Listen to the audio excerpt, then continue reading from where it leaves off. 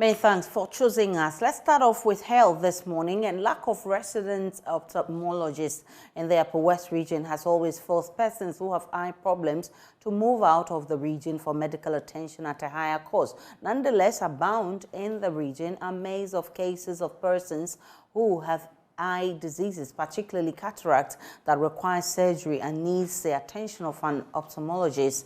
Medical Superintendent of the Wa Municipal Hospital, Dr. Zakaria, speaking during a program conducted by Humanity First UK and Ghana to conduct free eye surgeries for over 300 people, noted that the best the Wa Municipal Hospital could offer is for its ophthalmic nurses to screen the eyes of the patients who have minor problems. JoyNews' Upper West Regional correspondent Rafiq Salam reports that the region needs ophthalmologists to take care of the sea of persons who have problems with their eyes. Humanity First is a multi-sector non-governmental organization that seeks to lessen the burden of the poor in deprived areas. The latest addition to the many services rendered to the people of the Wa municipality and its surrounding communities at the Wa Municipal Hospital is the gift of eyesight. Gift of Sight is one of the many projects initiated by Humanity First. Under this project, about 300 people are expected to have their eyes screened and also surgery conducted on them. And so this is one of the theaters of the Wa Municipal Hospital where we are currently in, and then that process is currently ongoing. Dr. Sevonye is the lead ophthalmologist conducting the surgeries. We are doing cataract surgeries and we estimate to do 300 within this week. But this particular case is what we call pterygium, where there is a growth from the conjunctiva covering the cornea. So we are just finished with that one, and we'll be moving to another case, which is a cataract case. About 98%, I believe, will be cataract. And then we have pterygium, which might form the 2% of the cases. Dr. Majidalai Al-Hassan is a medical director with Humanity First Ghana and a true federal light on the program. So as part of our memorandum of understanding, we have voted to help in skill training and skill transfer. With that, we invite in experts from our partners in the United Kingdom. This time around, we have a specialist ENT, in fact a consultant ENT surgeon. We also have a consultant pediatrician. We also have among our group consultant obstetrician gynecologists. They are to provide neonatal and basic life supports and also training in essential skills in maternal health care. And this is going to go on hand in hand together with the eye surgeries that we are undertaking. The Upper West region has no resident ophthalmologist. Persons who have problems with their eyes and want to seek urgent medical care has to travel out of the region. Dr. Abubakar Zakaria is the medical superintendent of the Wa Municipal Hospital.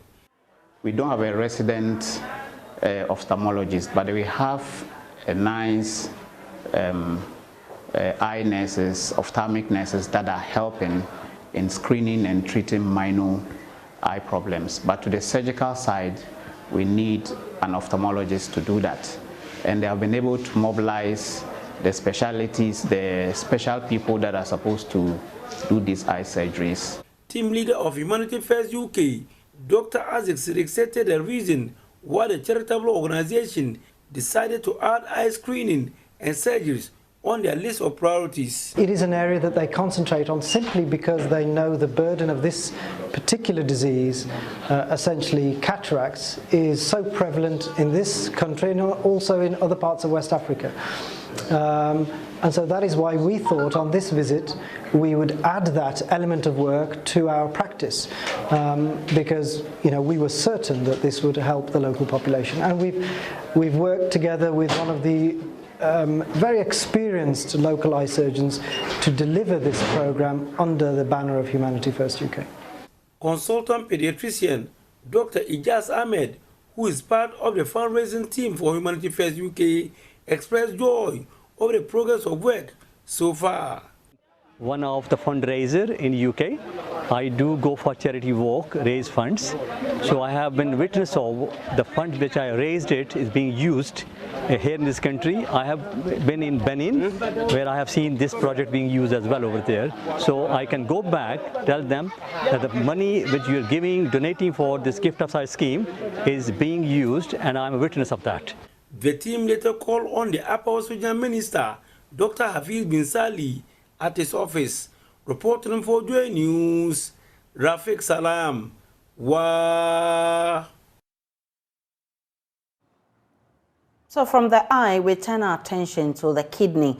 I guess anytime you hear the word dialysis, you get concerned. Why? It's likely you're wondering how it comes about and if it's preventable. Well, it's surely preventable, but requires quite some deliberate efforts. It's, however, not out of your reach. But how about persons suffering from such diseases and providing a form of support for them in the wake of the harsh economic times and its impact on cost of treatment? Well, you certainly should be interested, because it might not be you needing that help now, but maybe a family member or a friend. We'll be telling you more on that. But first, I'm joined in the studio by Dr. Samuel Eduajen, who is a medical officer at the renowned dialysis unit of the Kolebu Teaching Hospital, and he will give us some education on how to take care of our kidney. Good to see you, Dr. Ajen. Thank you very much. And first, I must ask, what really is the cause of kidney diseases? Well, so kidney diseases can be caused by there are so many causes of kidney diseases. I would break it into two. First of all, we can have an acute kidney injury or acute kidney failure, and then we have the chronic kidney failure or chronic kidney disease. So any condition that is able to cause a reduction in the blood flow to the kidney can cause kidney disease. So if someone has an infection, it can also cause kidney disease. If there is a reduced blood pressure or extremely high blood pressure in an acute state, it can also lead to kidney problems. Aside that, you can have infections. Even malaria can cause acute kidney problems. Aside that, we can also talk about hypertension, diabetes, obesity, smoking, which are the key risk factors that we have that causes the kidney disease in Ghana. Interesting. Has it? Yes, so definitely it must have something to do with lifestyle, because you talk about obesity, you talk about diabetes, you talk about hypertension, which is related. We'll talk about the correlation between these four and kidney problems, but what has it got to do with lifestyle? So concerning lifestyle, lifestyle is the driving factor that leads to hypertension, diabetes, as well as obesity. And so if someone is taking a lot of saturated fat, that can lead to hypertension. If we are not exercising, we are also at risk of developing hypertension, diabetes, and obesity. All of these things can affect the blood flow to the kidneys and then would result in a chronic kidney disease. So lifestyle plays a key role. The diet we take, how much water we even drink per day also affects it's our lifestyle, and that can also lead to kidney problems. That means if you don't take enough water, yes, that can affect your kidney. Yes, if you are not drinking enough water, you are dehydrated. Once you are dehydrated, you don't have enough blood perfusing the kidneys per minute. And during that period, you can develop some form of kidney failure. But, okay, go ahead. Yes, and patients or people who are acutely ill, who are vomiting, having diarrhea, they are losing a lot of fluids. So during that phase as well, it can lead to kidney problems. Has it also got to do with taking drugs? Exactly. So every drug, I would say, is a poison. Okay. However, we have the dosage that you need to take that is therapeutic. And so if you are taking certain medications that are nephrotoxic, that means that when the drug is processed in the body, okay, it has to be excreted out of the body, and it has to pass through the kidneys. So during the process, as it is passing through the kidneys, if it is toxic to the kidneys, it will definitely have a negative toll on the kidney. Herbal medications can do that as well, because we don't know how much of the herbal medication is too much for the kidneys. Yep. Yeah. Quite interesting. I'm more interested with the hypertension, diabetes, obesity, and the other one is what? The smoking. Smoking. Yeah. Now, I want you to break it down for me, how all of this affects your kidney. Right. So, first of all, hypertension. Once the blood pressure goes so high, it is able to cause what we call hypertensive nephrosclerosis. So it causes your kidneys to sort of shrink or become smaller.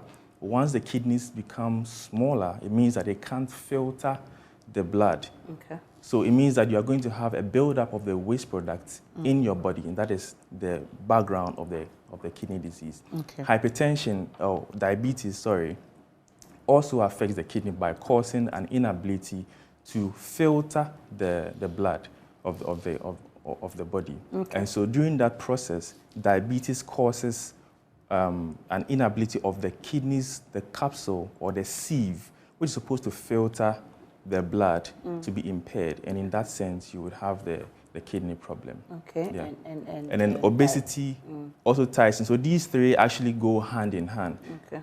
Most people who have hypertension also have diabetes. So it tends to affect the body in general in that way. Okay, and obesity? And then smoking. So smoking also causes damage to the lining of your vessel, that is your artery, let me say the pipes that the blood flows through to the rest of your body. So if you have damage to the pipes or your arteries or your blood vessels, it means that you are going to have reduction or impaired flow to your vital organs. Yes, and that would also affect the kidney's perfusion and lead to kidney problems. How do we stay safe, Doc? Right. So in order to stay safe from kidney problems, first of all, I would advise that we drink adequate amount of water, at least 3 liters of water per day. Okay. Also, we should encourage healthy diet, which does not include a lot of fat and too much of the carbohydrates, protein, minerals, raw veggies, fruits, vegetables. Those ones are quite good for us. Aside that, we should also encourage exercise. At least 30 minutes of exercise each day is going to help us, give us good cardiovascular health, help the heart to pump enough blood to the kidneys so that the kidneys will be in good state. Aside that, if you are hypertensive, I would encourage that you take your medications appropriately. You don't take one medication and think that your blood pressure is controlled. You also need to know if your blood pressure is truly controlled with whichever medications you are taking. Exactly. And so monitoring also plays a key role in controlling hypertension. Well, definitely those who are living with kidney problems certainly need your care and attention. And that's why I'm happy that we've been joined by Executive Director and Founder of Prime Life Kidney Foundation. He's Ebenezer Henaku. He has plans ahead of Val's Day or Chocolate Day, if you like, to show love towards kidney patients. I'm grateful for your time, sir. What do you have for patients of kidney diseases? Please wait. All right, we'll try and get Ebenezer back. He is planning to celebrate with patients living with kidney diseases. I want to find out from him his motivation for this, and he'll be telling us the packages he has for these people. But let's come back to you. How does this start? What are the symptoms to show that, okay, so you can actually report at the hospital early stages so something can be done? All right. So most of the time, kidney disease does not show symptoms in the early phase. Okay. Which is why we advocate that we do regular checkups. Okay.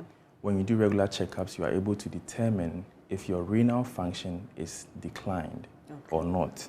However, as the disease progresses, you tend to develop swelling of the face, swelling of the feet, the hands, sometimes even the abdomen. Okay. Most people who have a lot of waste built up in the body would also feel very lethargic or very weak. Okay.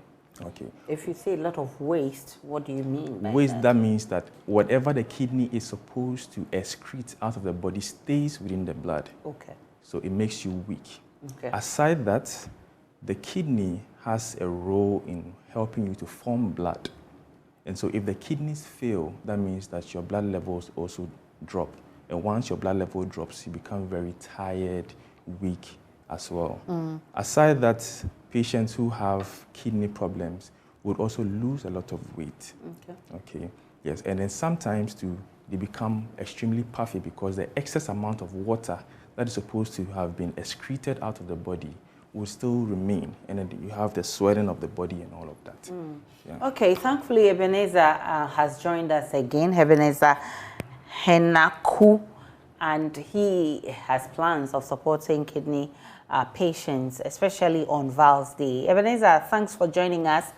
First, why are you doing this? What's the motivation? Good morning. Thank you so much for your time, and then thank you for all cherished viewers. In fact, the motivation for me doing this is the fact that I'm doing this to save a life, and then also I'm happy that at least when I do that, I took smiles on people's faces, especially people who are sick from kidney injury and they are going to live again. That is my motivation, and has been my motivation. What's the kidney, the situation? Because we know that care is very costly. When you have kidney diseases and you have to go through all this and then finally go through dialysis, we know it's quite expensive. But what's the situation in Ghana, for instance? In Ghana, as we talk now, the situation it's unbearable, and then the treatment especially has become very expensive. People can't pay for treatments, even for medications which they have to take for 2 weeks every time they come on dialysis. People can't afford. So in Ghana, and even proximity as we talk now, it is unbearable now, and it's expensive. Let me put it in that way. It's very expensive in this nation for now. And then so that is why Prime Life Kidney Foundation has also stepped in the gap to also give its helping hand together with benevolent organizations, so that we can as well do this to together. We've been always aiming that the government puts this on the NHIS bill, so that at least costs it can be less for most people now. Yes. Dr. Zakaria is with me here in the studio, and he's been telling me about how lifestyle impacts or lifestyle could be major cause of kidney diseases. You are the dialysis center. What are some of the stories you can share with us? Some of the stories I can share with you, for instance, especially among the youth, it is increasing among the youth so much, especially amongst the students. For instance, there was a time I spoke, he was in class, and all of a sudden, the thing just hit him. So they had to rush him to the hospital. And when they got there, upon further checks and investigations, was found out that he has kidney injury. So one of the things everybody has to know is that nowadays the symptoms come without any prompt. It doesn't prompt you. That is why it is even necessary to do regular checks. So some of the stories we hear are not good to the ears. Let me put it in that way. But then it is among most people who are students and then youth. Yes, so it is among the youth. Let me put it in that way. What could be accounting for this? Because we are learning this morning that, it has to do with hypertension, diabetes, obesity, smoking, and what have you. But this particular one found in particularly young people and the youth, what could be the reason? One of the reasons, and the sure ways I know, and most of my colleague doctors also know, is the use of aphrodisiacs. Yes, the youth nowadays are always into the use of aphrodisiacs. They want to satisfy that woman in bed, that kind of thing. And most of them are mixing concoctions and other things I don't even know, or I can't even give names for. But then these are some of the stories I hear every day, that most of the youth are into aphrodisiacs, smoking, shisha. You see, so that is why we even want to use this Vows Day or Chocolate Day in perspective as a form to educate the youth. It should have happened this Saturday. The aim was to educate them and create the awareness even before Vows Day, so that if anybody had or has the intention of, excuse me to say, messing up on Vows Day, the person would have had a change of mind. But then, unfortunately, things didn't go as planned. So we're having it on Vows Day itself, 14. So we are still advocating that people would come into the, into the light that kidney disease is, increasing. So they have to be cautious of what they do every time. We'll talk about your plan for Vows Day, but let me ask you this, Dr. Zakaria. What do you think is accounting for a huge number of young people actually having kidney diseases? Well, so I would say that apart from the aphrodisiacs that he talked about, we also have the issue of compliance. If you are 30, hardly would you check your blood pressure. You wouldn't check your sugar level. Most of the people who are diagnosed with end-stage kidney disease come in at the age of 35 to 40. Okay. Perhaps they have been told that they have hypertension about 5 years ago, and they wouldn't take their medications as well. They don't know the medications they are taking. They don't also know if their blood pressures are well controlled.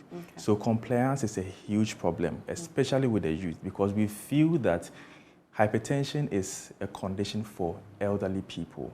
But now, because of our lifestyle, we are very sedentary. We don't exercise. We sit in our car, we go to work, we come back. And so that is one of the key things. Once a diagnosis is made, compliance too becomes an issue. Okay. Yeah. Well, so let's come back to you, Dr. Hinako. What's the plan for Vows Day? Plan for Vows Day is to give them a talk on kidney health and then screen them for free, the community. So our target area is, the churches, the schools around, and then the entire community. So we're actually going to talk on kidney disease, screen everybody who comes there for free. And then on the fun side too, we would also want to have some jazz and quiz session. As we educate them, we want to have fun in a better way. So we want to have some jazz and quiz session. And so we've been also asking for a sponsorship to add up, chocolates, a little bit of that, so that at least those who would also be involved in some of the fun things that we do will be used as souvenirs. And we are doing this together with Just Up Hospital. And of course, thanks so much for Joy. We are also doing this together with you. And then Wolvin's Place, they are giving us their facility to have this very nice occasion done. That's quite something good you're doing there, and I'm praying that other people will emulate this example. But let me find out from you regularly, the patients that troop into your unit, how often do they get support? Because you've just mentioned that cost is very costly, and people may definitely need support to do that. I have to be very honest with you. Support is not forthcoming. It doesn't come. They are not having much support. A few of them who have support is from their families. And that one, it's even not forthcoming, because at a point in time, me and you, we know at a point in time that because it's expensive, their families get tired along the way, and getting money to even continue treatment becomes very difficult. So to be very honest with you, support is not coming from anywhere.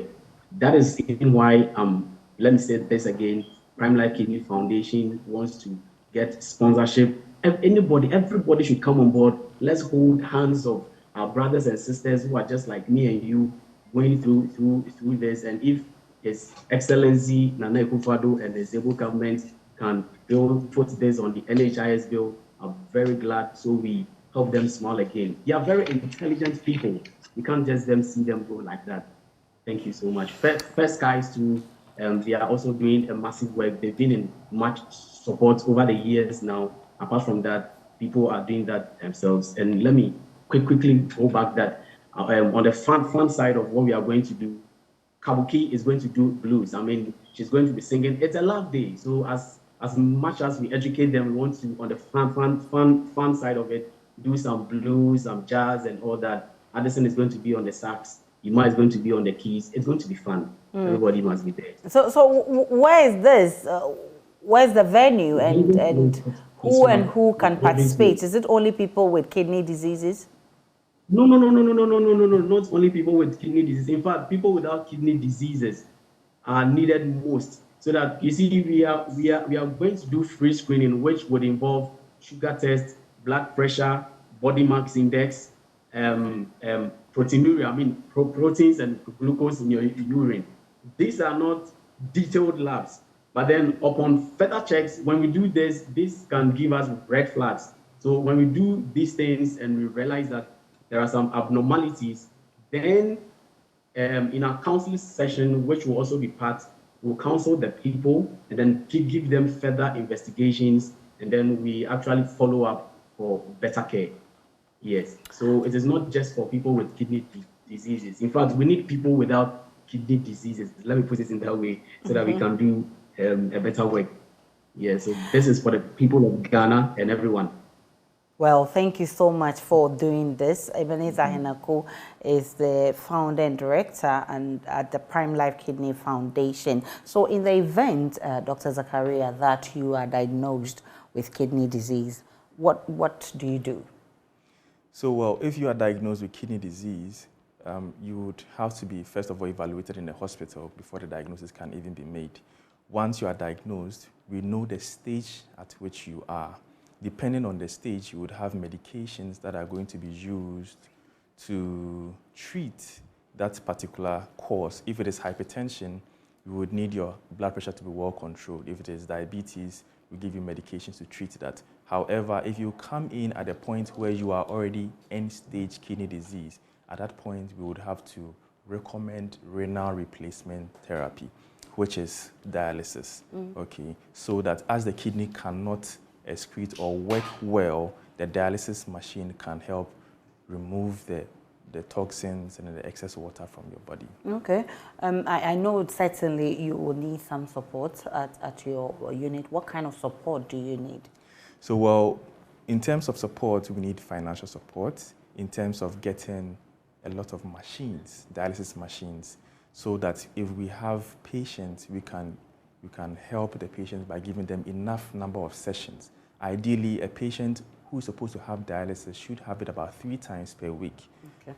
Yes, but currently, because of the work, the load, yes, patients are getting twice a week, and most of the time they end up getting complications. Aside that, the patients themselves need a lot of support. One dialysis session can cost more than 400 Ghana cedis, and you're going to do this at least 2 to 3 times per week. So if you look at it in a month's time, you're going to spend quite an amount of money. That is excluding the money you would use for your medications, transportation to the dialysis center, and all of that. So financial support is really needed. And the last thing would be psychological support. Once a patient is diagnosed with kidney disease or chronic kidney disease, it's something that is not going away unless you are doing a kidney transplant. Okay. And even with that, you will still be on medications. So it has a negative toll on the person's psyche. The person's mental health can also be affected in that state, because you would not be able to go to work most of the time and do things you would do normally. Exactly. So psychological support is also very, very, very important to the patient. Wow. But let's talk about the cost of dialysis. I hear it's very expensive. How much expensive? Well, it depends on the center at which you are. However, it would be around not less than 400 cedis per session. Okay, so if you have to go 3 times a week, you need to go along with 1,200 every week. Every week, okay. Yes. And for how long can you have it, as long as you have kidney diseases? So once you are diagnosed with end-stage kidney disease, which is at the point where your kidneys can't do anything for you to survive, that means that you have to do it for the rest of your life. Oh, wow. Exactly. Or you could do a kidney transplant, which is also far more expensive. Yep. Yes. And so 1,200, average of 1,200 per week for a month, for a year, when you calculate, you would know how much money is being pushed into dialysis alone. This doesn't include your medications, reviews, and all of that. Does that mean that it's not curable, or it depends on the stage at which the disease will be?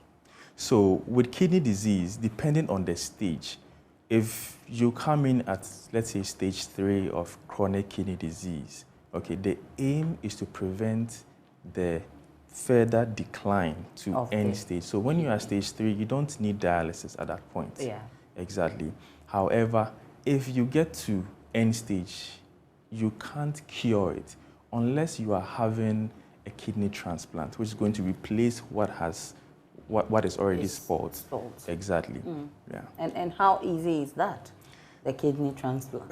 Well, we don't have man-made kidneys, I would say. You would have to get it from someone. Another person.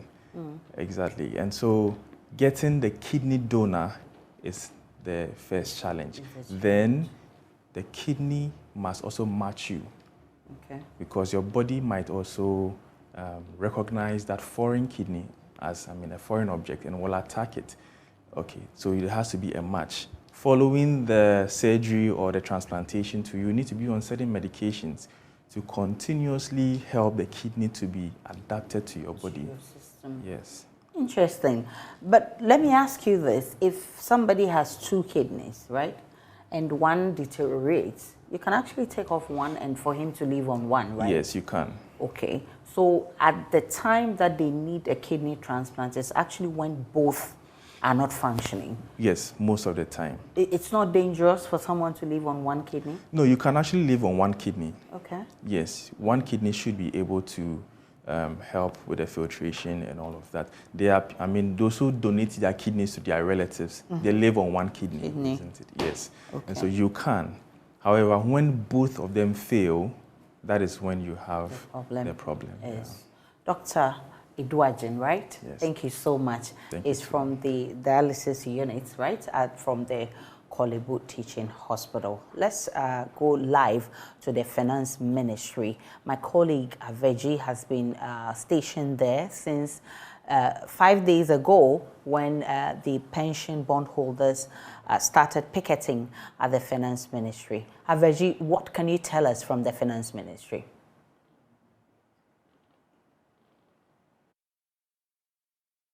Okay, Aisha, so we are here today on day 5 of the picketing, and thankfully we have been joined by the former Chief Justice, Madam Sophia Akufo. She's in our midst here to throw her solidarity behind her colleagues, colleague pensioners who have been here for the past 5 days, demanding for a total exemption from the government domestic debt exchange program. Let's have a short conversation with her on why she's here this morning. Good morning. Good morning. Thank you for your time. Some would say it is surprising to see you here this morning. I'm a pensioner. I'm a retired person. Today, Friday, I don't have any calls on my time. And this is a good way of spending my time in solidarity with my peers and my comrades in arms, to put it bluntly. Yes, because as Chief Justice and as a retired judge, I have very good retirement terms. But it's by the grace of God. That is all. And therefore, if others are having a hard time because of this manner in which their contractual rights, I'm seeing it purely from a legal point of view, their contractual rights are being threatened, then I have to say something. I have to join them in solidarity. I don't need to talk to anybody involved in it. Their pain is my pain.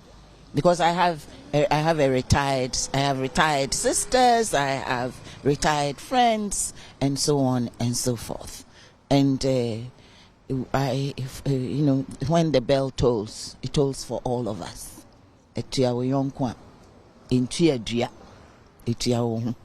Yes. What's your own understanding of what is going on, the debt restructuring program? How best should government have gone about this? Young man, if I knew economics and finance, I'd have gone to the University of Ghana Business School. I went to law school because I know how to read, remember, talk, analyze. But you're asking me a question which, if I answer it in a certain way, some economist will tell me I know nothing. Yeah, I know nothing. All I say is that if there is the need to restructure debts, before you even decide you're going to restructure debts, the first thing you need to do, I believe, is to look within what is fully under your control and see where you can cut this, you can postpone this, you can reprioritize, and be honest with the people of Ghana. Because of A, B, C, D, E, and F, we will shelve this, we will put this on the back burner, we will prioritize this because it has to do with education, it has to do with a human life, and so on and so forth. You don't just jump at the low-hanging fruit. And the people whose money is in your hand, and you're going to tell them, okay, your money is in my hand, and this is how you're going to get it back. It's rude, it's wicked, it's unlawful, it's not right. It lacks good faith, it lacks humanity, because we are sitting here because we are well enough to come. Do you know how many people are languishing at home? Do you know how many people who are not even, they are in such a bad state, they are not even aware of what's going on, but it's their investments that have been keeping them alive. You don't know, you don't care. And you do not touch the old people. You do not touch the funds of the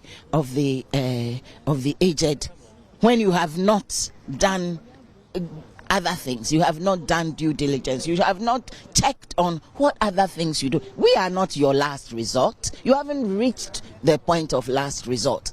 If they think they've reached the point of last resort, they should prove it to us and show us why this is the only solution. And in any case, it's not a lawful solution. So they should not even go there. Because if they change the law today, it will not affect what has already accrued. And so, as a lawyer, what are the legal perspectives? Are there any remedies for this bondholder? Should government still maintain the position they have taken? They can take them to court because there's a contract, and the contract said something. You did not, certainly in what I signed up, there was no clause in there which says when the government becomes and thinks it has become bankrupt, it will not pay you. So long as government has properties, I can sue them and I can claim my entitlements through there. But it should not come to that. I'm a Ghanaian. I'm a Ghanaian citizen. There's today, but tomorrow Ghana will continue to exist with or without Kenuforiata and so on and so forth. But deal fairly, deal respectfully, deal properly with people whose rights you're trying to trample on, and you're trying to use cajolement and dubious arguments and sentimentality. Listen, when you are old, when you're a pensioner, when you know where every penny you spend and need comes from, sentiment does not arise. It's what is right that matters. So the years we've got left, by God's grace, let us live those years according to how we had, after many years of working faithfully. I think everybody here and every pensioner worked faithfully We should allow faithfulness to pay. Faithfulness, principles, excellence. We should allow it to pay. And even if the government will not allow it to pay, people have invested the fruits of their excellence, and you want to throw it away because you think you can. No, you can't. He cannot. It's not lawful for him to do it, period. Thank you. And so that is the message from the former Chief Justice, Justice Sophia Akufo, to the government. She thinks that this is unlawful, this is not right in her own words, and this is rude. This morning as she joins the pensioners to picket at the Ministry of Finance to demand for a total exemption from the domestic debt exchange program. We are hearing that the finance minister may be meeting them this morning before they end their 1 hour picketing, and so we'll be on standby to see what he has to tell them. On Monday, he explained to them that the current position of government and the economy will not allow for the pensioners to be exempted, which may lead to a crash of the economy or may lead to Ghana not signing an IMF deal. We do not know what he has to tell them today. And so, Aisha, that is what is going on here at the Finance Ministry. So, right, you had there James Aveji monitoring the pension bondholders who are picketing in front of the Finance Ministry, and you heard him speak with the former Chief Justice Sophia Akufo, who said it bluntly that she was solidarizing with her colleagues pensioners, as she herself is on pension, and she says that they cannot touch the money of these old folks, and she asked government to find out how many of them live on those pensions to stay healthy and for the rest of their lives on earth. And she says government must exempt them from the domestic debt exchange. She says, and she uses the local adage that she says that government must look at other ways of getting revenue, but they must definitely exclude the pension bondholders. And of course, you heard James Aveji talk about the Finance Ministry likely to meet these people who have been there for the 5th day. They say they will not leave there until they get something from government. Let's take a break on JoyNews Desk. When we return, we'll bring you business.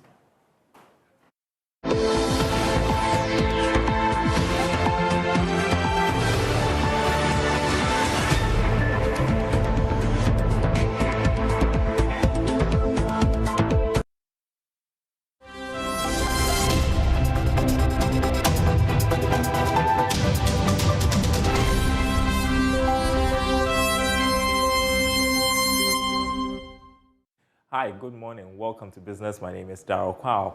The Food and Beverage Association of Ghana is concerned about the rate at which imported raw materials are taking over the local market. According to General Secretary of the association, Sam Agri, more support should be given to local researchers to aid in reducing imports. He spoke to Joy Business at the 2nd edition of the Agritech West Africa exhibition. West Africa, with Food and Beverage and Food Park Tech Ghana exhibition, covers the entire value chain of agriculture industry under one roof with about 100 companies exhibiting from Ghana and beyond. According to the Beverage Association of Ghana, more investment is needed in technology.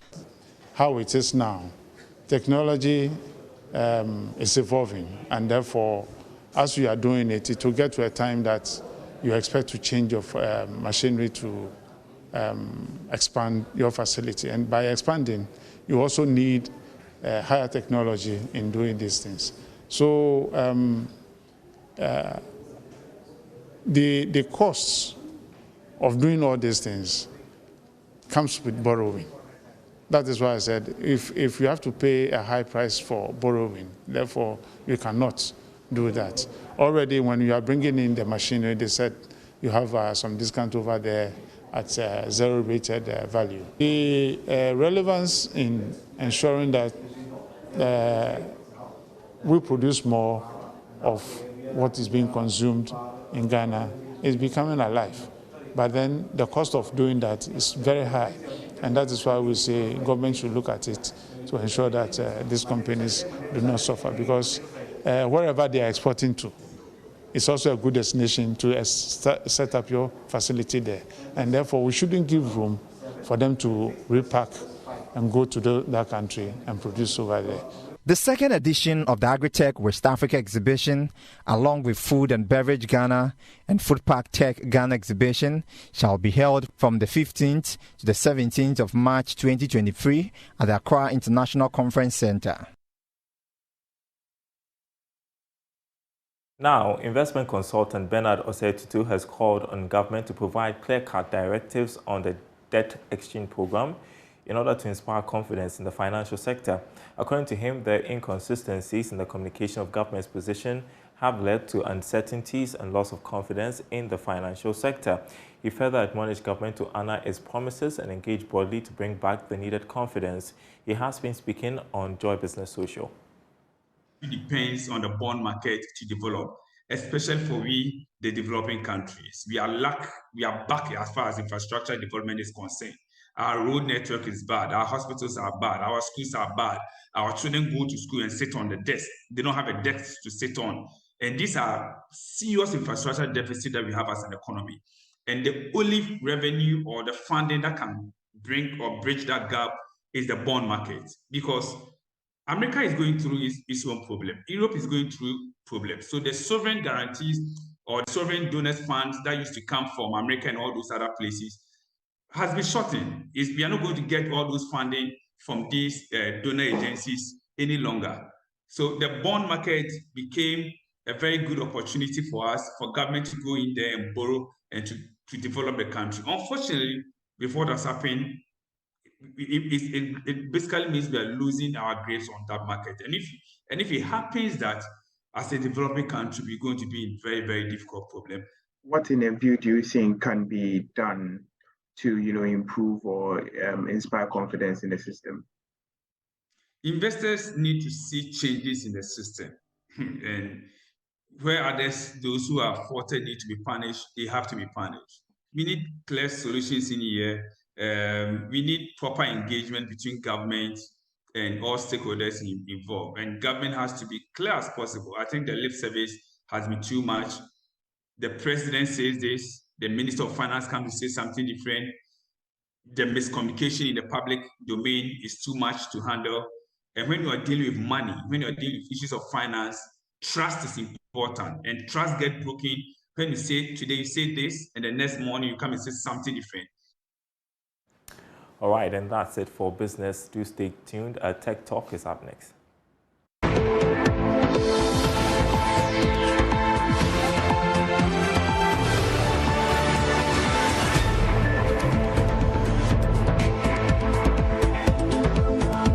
Welcome back to JoyNews Desk. Time now for Tech Talk. Spiky Nkrumah joins us shortly. Spiky, how are you? Hi, Spiky. Very well, how are you? Right, so let's talk technology. What's new on the market? So first off, Twitter is going to be making some profits by restoring accounts of some people that it had previously banned. Now that's very interesting because you'd think that the people who were banned would not be the ones who are going to make them their money. And apparently by restoring those accounts, which is 10 accounts, they've been able to raise about $19 million. That's a lot of money if you look at it. So the question is, why would Twitter restore accounts of people who they banned? Some of them who were banned for hate speech, for conspiracy theories, extremism. But apparently these said people have people who are engaging with their content so much that it's actually raising a lot of money for Twitter, making them, profitable. Some would say that that's quite interesting because hitherto Twitter was known to be a platform that was making losses and not making as much revenue as you'd expect. But until Elon Musk came into the picture. Yes, until he came into the picture and realized that, well, it doesn't matter if they are bad people. Once they are bringing me the money, put them back. Quite interesting. I've seen that they have now gold take, blue take, and you have to pay for one and not the other. I mean, what's going on? So the different ticks are for different accounts. So governments have a different color, businesses have different colors, and celebrities have different colors. And the blue tick now is for those who what they call the legacy verified users, i.e., some of us who are most likely going to lose our blue ticks, and those who have the Twitter Blue subscription. So Twitter Blue subscription is Twitter's premium subscription model that if you pay for, you get certain features like longer videos and long form text and all that. So for some users, you'd see that a lot more people have the blue ticks. They're not verified as per their popularity, but they're verified as per their use of, let's say, for their subscription to Twitter Blue. Okay. And the gold tick is for which people? Businesses? So yes. Okay. And government? And governments would have the gray ones. I see. So yeah. Which one would I have? Well, you can pay for Twitter Blue and get the blue one. Unless you become a government personality, then you can have the gray one. Okay. So, that's quite interesting. Elon Musk is in his own world. We'll see how that goes. What else are we talking technology this morning? Well, AI seems to be the buzzword everywhere you go now. And clearly, ChatGPT has created a lot of buzz or a lot of craze around the term AI. And Google lost about $100 billion after they tried to implement an AI chatbot like ChatGPT in their search because, Bing, which is Microsoft, has bought shares in the chatbots, OpenAI chatbots, ChatGPT, and is implementing it in Bing search, meaning that now, if you're searching for something on the internet, you know how hitherto we would go on Google and Google something, have all the links pop up. Yep. Now they're going to implement AI in there. So you're not going to have to go through that stress. You ask it a question and it would respond. It would tell you what you're looking for rather than you going to open all those links to find out if that's exactly what you're looking for. So Google decided that, hey, you know what, we have to try this. We started this and these guys have overtaken us and they're coming for our food. So Google decided to implement theirs and they asked it a question about when was the first picture of Earth taken from outer space, and it responded wrongly. And that caused them to lose a lot of money in shares because people are like, your system doesn't really work well if it's made such a basic mistake. And in a system like Google cannot make such, I mean, it's just unacceptable. Thank you so much. Spike Nkrumah was with Tech Talk. At least you know two things that you should look out for on the world of technology. That's it for News Desk this morning. Log on to myjoyonline.com. My name is Aisha Ibrahim. See you again at 12.